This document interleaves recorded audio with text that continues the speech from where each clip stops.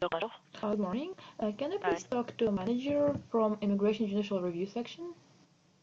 The judicial review? Yes, immigration matter, yes. Immigration matter, you said? Mm-hmm. Or the judicial review? That's the judicial review of immigration matter. So, one moment, please. Thank you. You're welcome.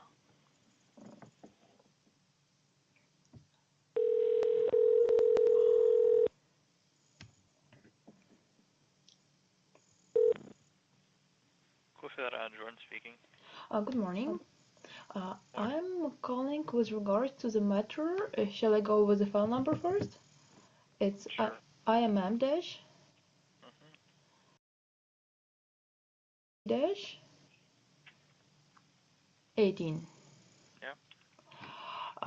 So the reason why I'm calling, on Friday I have talked to one of your colleagues and I was trying to discuss the letter that I've sent to the registry, and she was not really able to locate the letter, and so we couldn't talk about it. So what I did on Friday evening, I've sent the copy of this letter once again through e-filing so that you can take a look at it and we can discuss it. If you can look it up through the e-filing, it would be great. So the letter you're referring to with the affidavit? No, that's not the affidavit. There is a letter sent on Friday afternoon.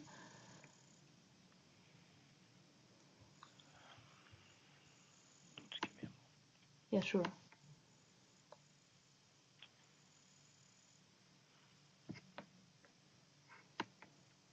sent to Ottawa. Yes, that was to Ottawa, yes.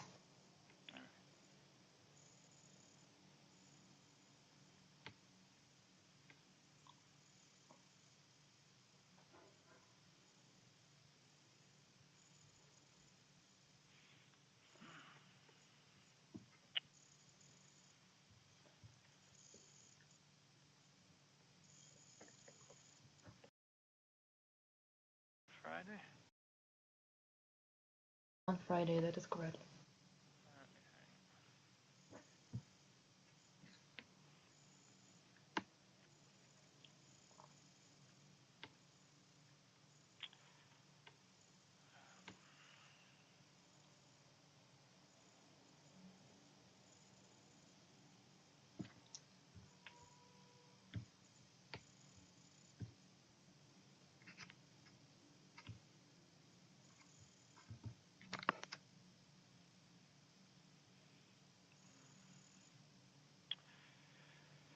Did anybody address the letter? I'm having difficulties finding it. We don't have a system that goes by.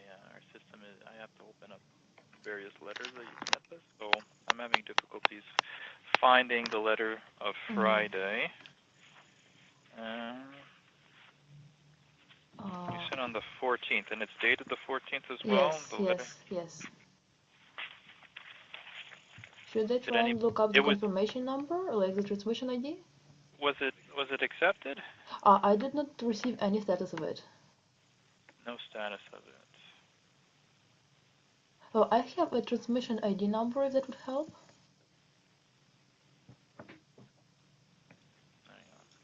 No, we can't search that way. What is this?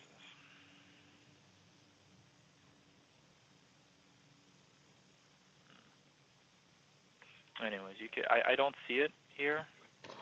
Okay. Perhaps you can. Let me explain it the following. It was a copy of a letter that was sent and dated October 1st, and it's with respect to the following issue.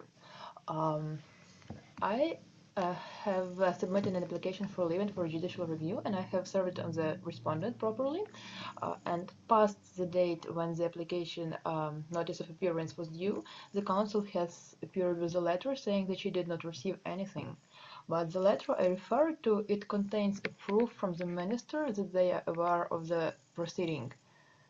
That is why I'm trying to find out if this letter that I've sent on October 1st was presented to the judge, because the directions that were issued, the oral directions, they never mentioned this letter and they have never accounted for the fact that this letter exists. And I will quote the letter that came from the ministerial IRCC division.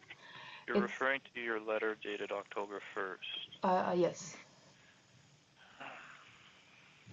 It was written in response to the letter of Miss Counsel Gabrielle White, and it had a proof of delivery, and it had a letter from IRCC division. And this letter is on the last page of that letter. It says... Just give me a sec. I'm going to go try and find the files. All right? Okay, yeah, sure. Thanks.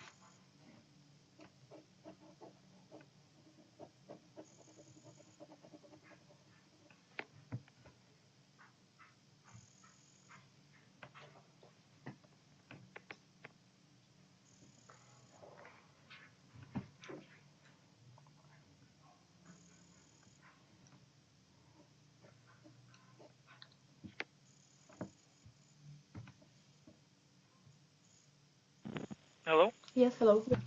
Okay. So I have here the letter.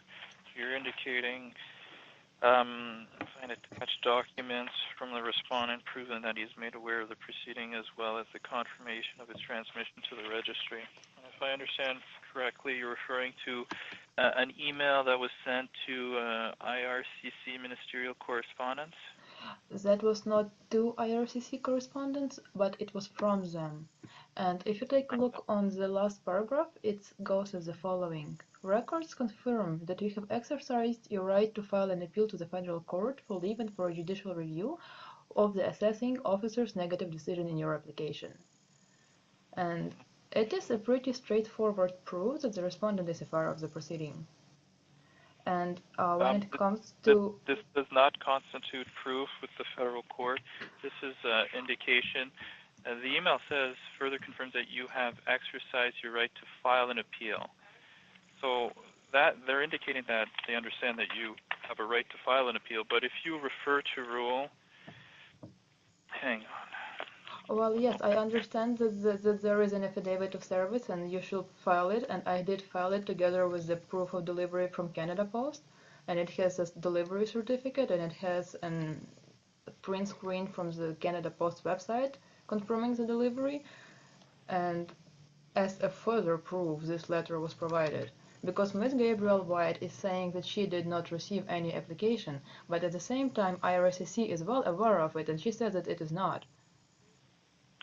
So that's why I want to know if the judge has... I understand. You're going back on this, but the court issued a new direction on December 11th advising you to serve the application record on the respondent within 10 days, I believe. Yes, I know that. I'm well aware of that, but the issue is the following. I'm still not getting clear on what has happened. I have provided my proof. I have provided the proof that IRCC is aware, and Miss Counsel is well aware that it was delivered, and she says no one did receive it. So if I file my application record once again, she's perfectly free to do the same. And this is one issue, and the other issue is the following. IRCC is aware, Well, but their emails are held... Are you... Yes. The respondent is indicating that they haven't received your record. So for them to file their record, they have to have your record to see your arguments so that they can respond. I understand. They indicate they did not receive an application for leave for judicial review, but the Ministerial Correspondence Division indicates that they did receive it and they are well aware of it. That the email is not proof of service according to the federal court rules. I did file a proof of service which was an affidavit together with the post office receipt. Does it constitute a proof? I believe it does.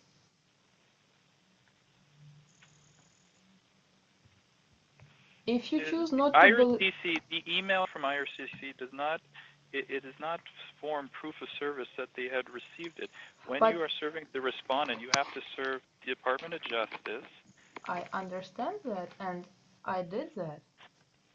Okay, well, but my words were not taken into account, and you know, it's my word versus the word of Miss Counsel, and you know, it basically seems as if I'm providing a lie in the affidavit. That's kind of an accusation, and that's not really, I don't know, a proper way to treat people, is it? I don't know. And the other thing, I don't say that this email is a valid proof of service. I'm using it as an extra evidence to show that it was delivered. And now it seems that whatever IRCC is writing, it shall not be held valid. Because if they say they are aware and the court disregards it, it means that all the correspondence from the minister is non-essential. That's not what I'm saying. What I'm saying is that this email from IRCC, the IRCC is represented by the Department of Justice. The court reviews the correspondence from Department of Justice. This is a letter that you sent for our attention. It's placed on file, but there's no action to be addressed. The respondent has since appeared. The court has since issued a direction advising you to serve your record on the respondent, and that's where the court file is at. I understand what you're saying, but I really have issues understanding the logic behind what is going on. I don't know there are directions, I will abide by them, I will send my record to Miss Counsel once again, and she will file once again, I did not receive it, and you know, it's never ending story. I want to get it figured once and for all, because you know, she can do the same each and every time. And then it looks like I'm, you know, some kind of stupid idiot who cannot serve documents. I'm sorry for being that rude in my expressions, but that's how it looks. I can't comment on that, but I'm trying to look at it. What is this? For certified copies for the paper sent to applicant, letter in 13 days, regarding the receipt, confirming service, letter warning affidavit. There shall be an affidavit of service if you were looking for it, and I can look up the date for it, if you want me to.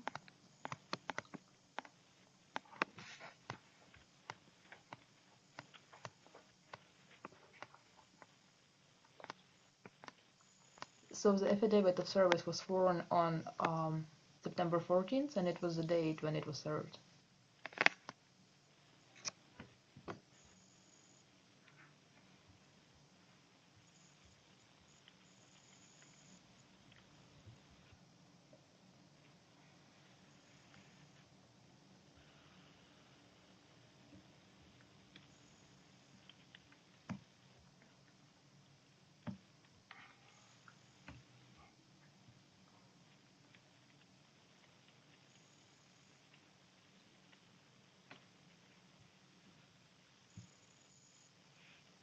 I don't know what are you seeking clarification on?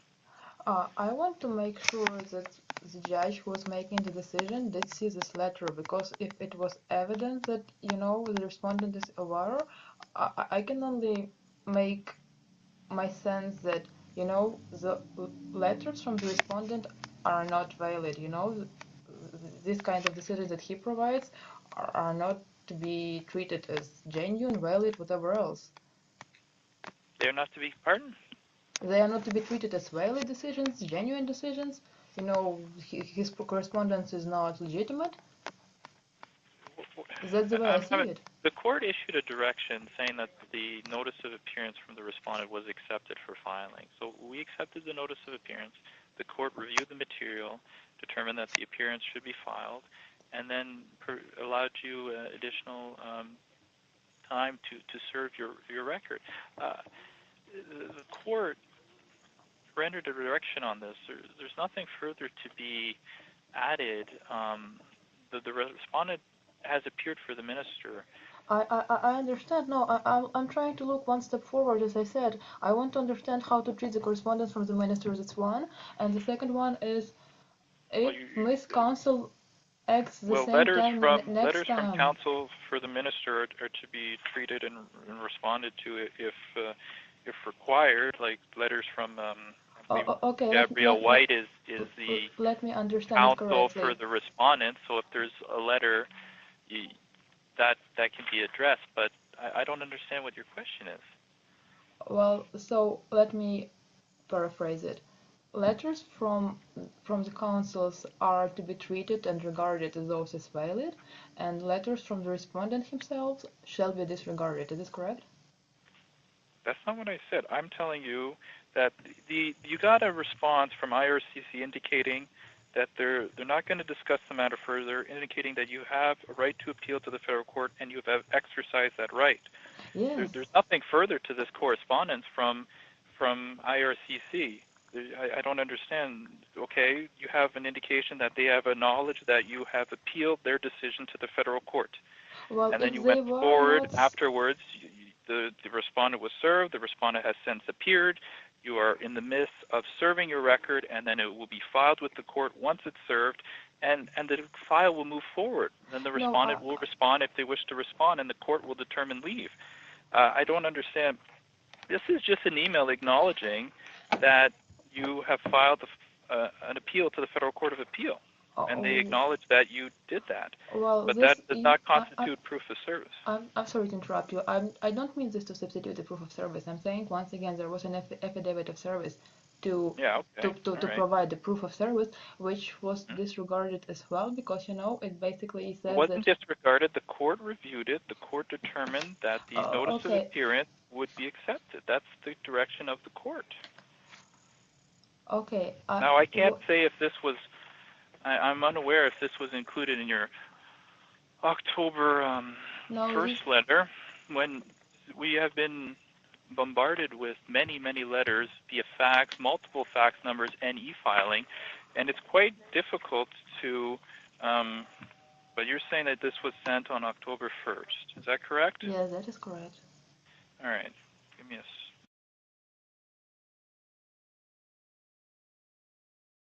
October 1st.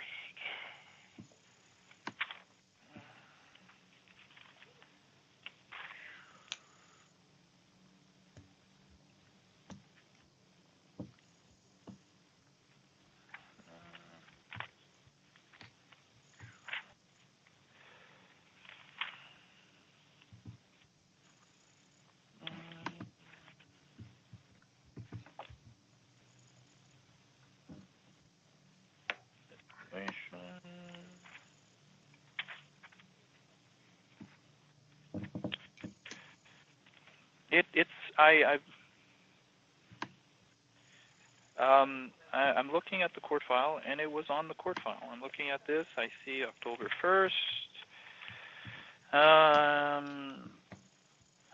We have your letter dated October 1st. Respect respondent's request to extend time for filing notice. Yes. Go into some details, and then attached you have the Canada Post indication of service that doesn't indicate the address, so it wasn't clear to us where it was served. And then after... Well, that's not my fault. They provide this type of delivery certificates. I didn't design it. I understand that, but I'm letting... And then I see the email correspondence that you have re-forwarded via e-filing last Friday, and it's here. It's on the file. So you mean to say that the judge did see it when he was making, he or she, I'm sorry, I don't know whose decision was that.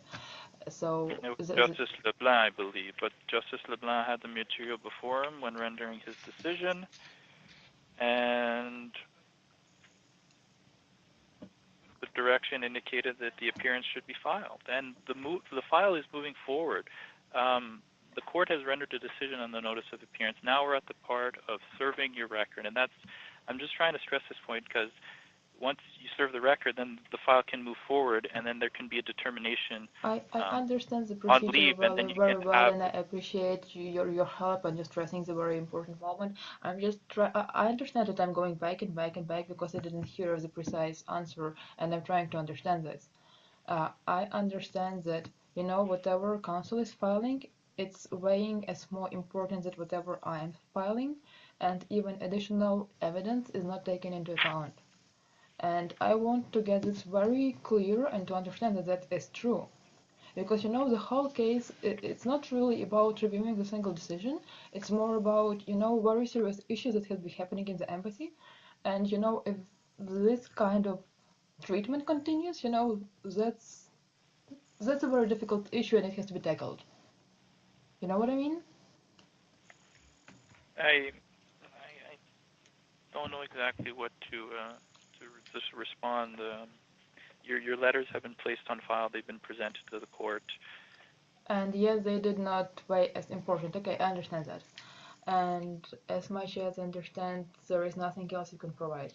Am I correct? I mean, that's everything you could have said. Well, I've advised that the letters were on the court file, and I've advised you the next step of your application, and that you are to serve the respondent. Okay, I understand. And can you please tell me if I serve it on the respondent once again, and I provide an affidavit of service, and Miss Counsel says once again, you know, I did not receive it, and the situation is going to be pretty much the same. You know, her words will be weighed more important than mine, and my affidavit of service is worth nothing, and it will be once again all the struggle and all this nasty stuff around the file. Am I correct? I can't comment on that. All I can say is that you are to serve. You provide proof of service. The court will review it. Proof of service is valid. It will be filed at that time. If there's any, if the form or something along those lines is not presented according to the rules, then we're going to seek direction from the court. But if it's in accordance with the rules, it will be accepted. Okay, I see your point. I see your point. Okay, thanks a lot then, and have a good one. Thank you. Thanks.